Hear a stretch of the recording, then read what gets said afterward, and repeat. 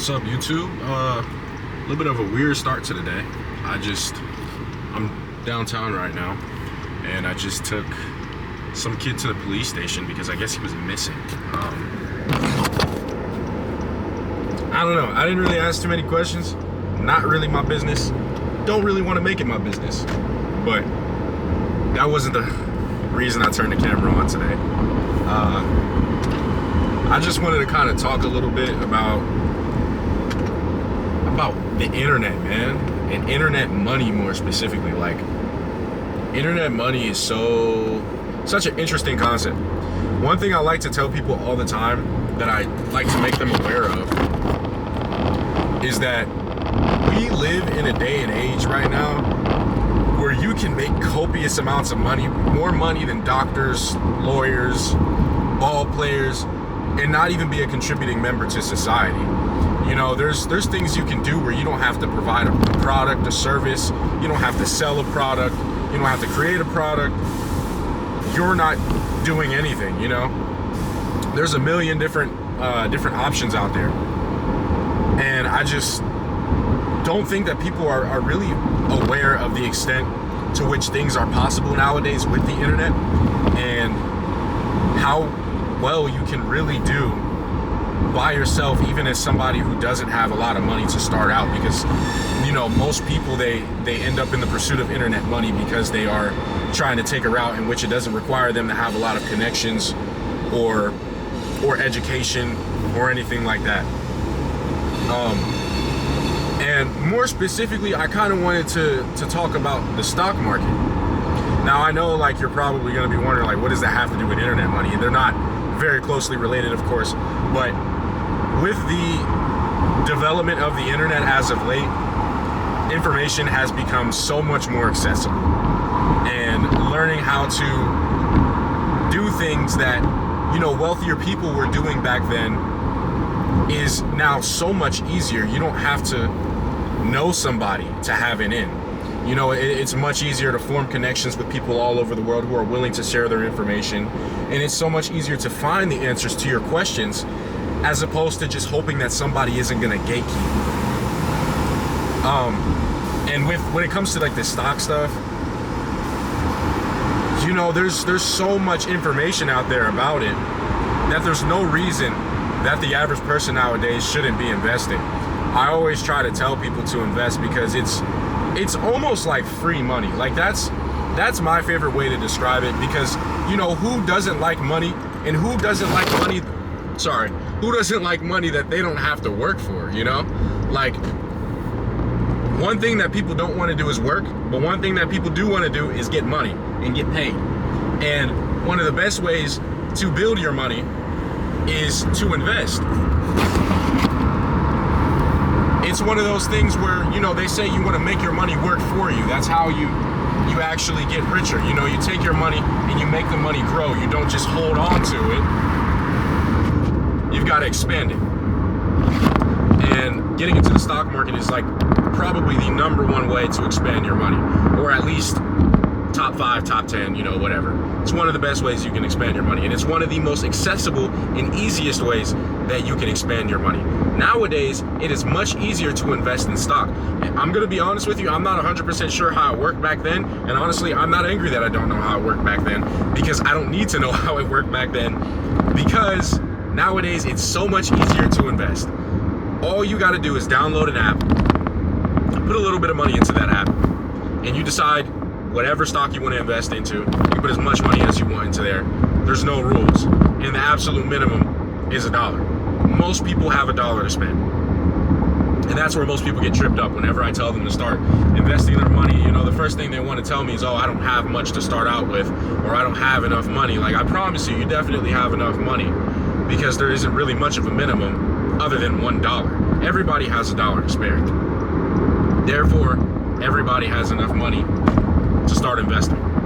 When I first started, I began with about $20 to $25 a week, I believe.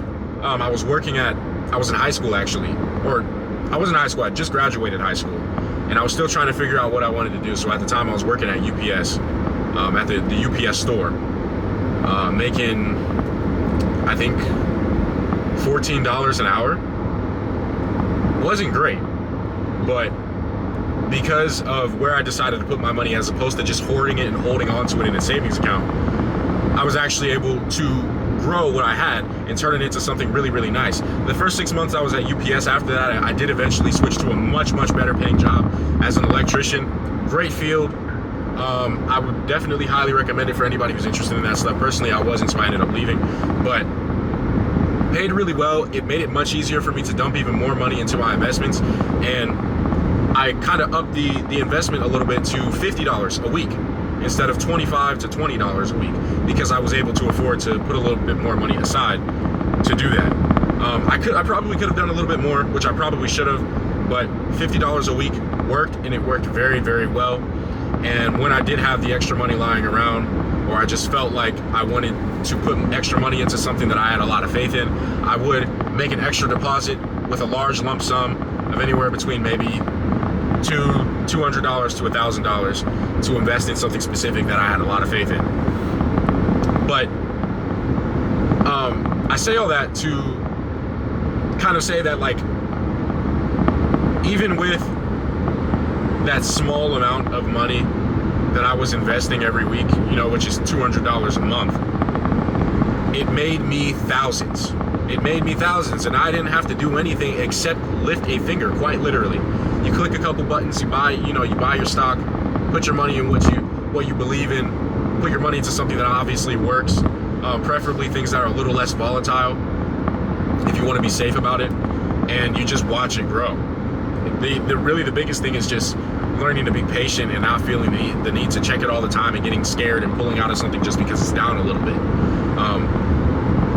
Around Christmas time was when a lot of the things that I was investing in were reaching their peak.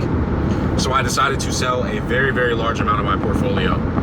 And I don't regret my decision, because a lot of those things, you know, I did predict it correctly, did end up going down. So I did kind of catch the bulk of the profit potential within 2024. So I'm glad that I did make that decision. And it also allowed me to be able to give my family a really good Christmas. Everybody was able to get exactly what they asked for, exactly what they wanted, and I didn't have any limitations on budget. And it was the greatest feeling ever. One of my favorite feelings is, when it comes to making money and becoming more successful, is being able to bless, you know, the people around you and being able to help people out. That's always the best thing in the world, which is funny, because that's exactly what I did today, and it required no money to do it, which lets you know, you don't need to be rich to be a good person to help people out. But anyways, I was able to help people. You know, I was able to make my family a little bit happier, and I was also able to put a little bit more extra money in my pocket, which was great. And of course, I didn't just go and blow all of the money. I reinvested a lot of it, but a large portion of it I did go ahead and pull out, just because I felt like it was time and I wanted to do something nice for my family. Because, you know, when it comes to investments, sometimes you have to, like, kind of decide what you're really investing for.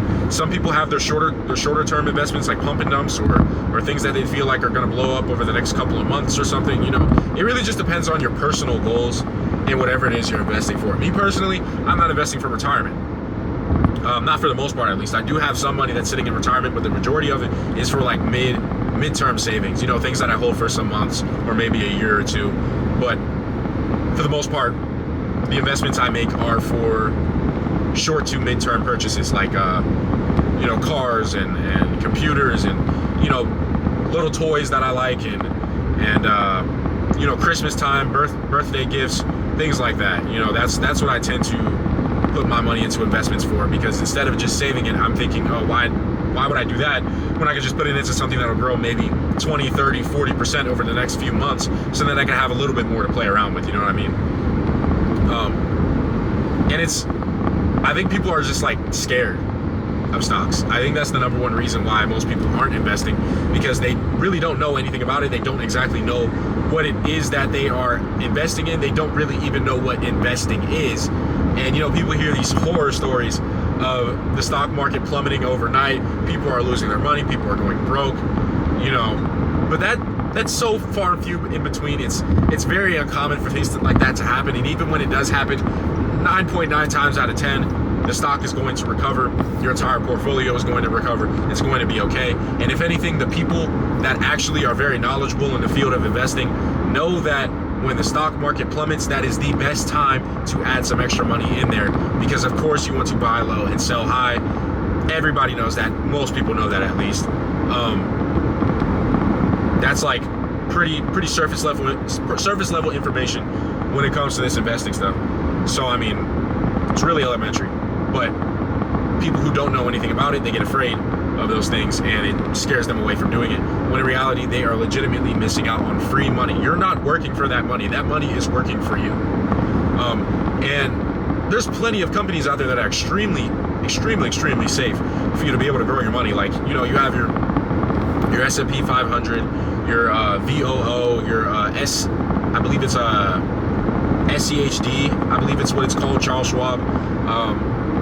You have plenty of stocks out there that grow consistently over time and that are very, very safe for you to put your money in. These are like your retirement stocks. And then you have, you know, your other ones that are also pretty safe, like your Apple, your Tesla, your Amazon, your Google, all that stuff. Those are all really good options, and they tend to experience significant growth over time. And if you're paying attention to the news, you can get in on things like Nvidia, Palantir, AMD, you know, all of these companies that are speculated to blow up, or speculated to have some really good traction or high earnings, and companies that are growing really, really fast. A lot of this stuff is very easy. You don't have to be an insider, and you don't have to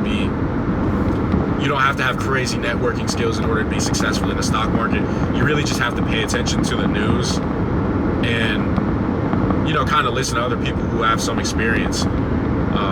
Because a lot of times they'll put you onto things that you may not hear about that are actually really, really good sleepers. And then you also got to pay attention to your stocks that pay really good dividends. You know, there's plenty of people out here who are building their wealth and currently working a regular job and just dumping as much money as they possibly can into stocks that are growing over time, slowly but surely, you know, those safer stocks that also have good dividends. Because, you know, there's plenty of people. I'm sure there are hundreds of thousands, maybe even millions of people that make a living off of just their dividends that they are receiving from investing in stock. Because it's very much possible if you're able to, you know, invest enough money over time into these things. Now, obviously that stuff takes a really long time, because most people don't have the capital to just dump hundreds of thousands of dollars into a stock and then immediately start collecting dividends from.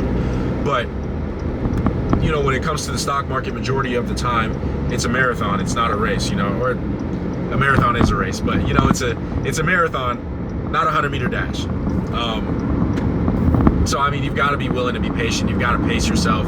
You've got to just keep putting in the work and just keep being consistent. And over time, the results will show. And before you know it, you finish the race.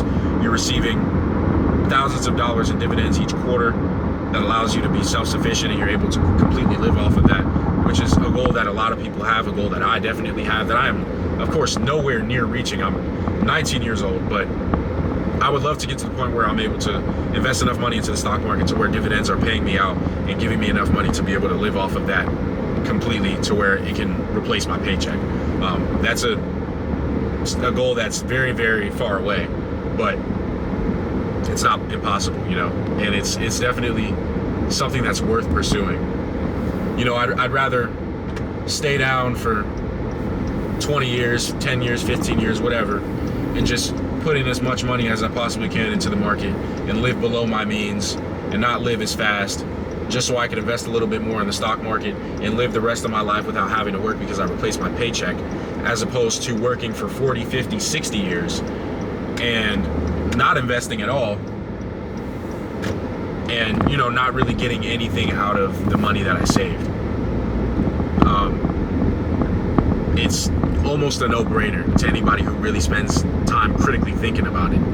So I feel like I've been talking for a while now, but all in all, hopefully somebody gets something out of this video. I kind of just felt like I wanted to pick up the camera again because it's been a while. I just wanted to talk about something, and I wanted to talk about something useful. So if you're not investing already, please do it, especially if you're young. If you're around 18 years old or even 16, 17 years old and you can get a hold of a custodial account where you can kind of trade under your parents' name, do that too. You know, the sooner you start, the better. The best day to start was yesterday.